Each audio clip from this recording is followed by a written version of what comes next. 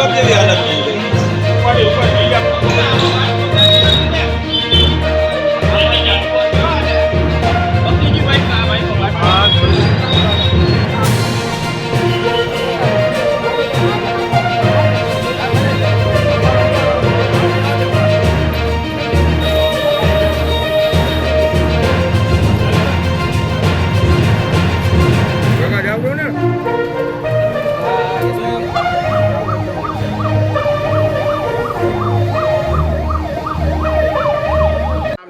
કઈ જગ્યા શું પડ્યું છે એના છે?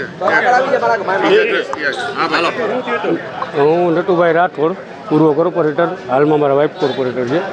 આ બિલ્ડિંગમાં વારંવાર નોટિસો આપેલી છે, છતાંય નોટિસોનું કોઈ બજવણી વારે વારે થાય છે.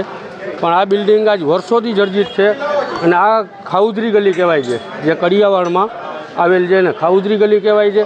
અને અહીંયા રાત્રે એટલું પબ્લિક નાસ્તામાં હોય છે કે જેના લીધે આકાશમાં થવાનો જ હતો. અમે વારંવાર નોટિસો આપી છે, વારંવાર કોર્પોરેશનમાં રજૂઆત કરેલી છે, પણ આ બિલ્ડિંગનું હવે આ સાવ પરિસ્થિતિ એવી છે કે આ બિલ્ડિંગ સાવ ગમે ત્યારે ઢગલો થઈ શકે એમ છે. હવે વારે વારે રજૂઆત કરેલી છે, વારે વારે બધું.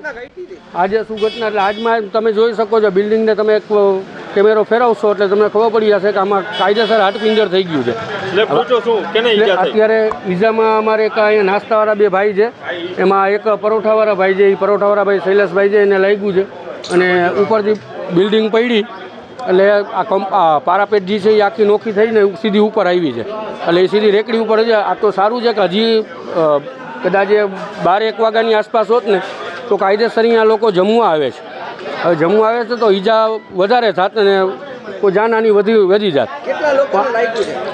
અત્યારે 2 જણાને લાગેલું છે અને બેને 108માં લઈ ગયા છે.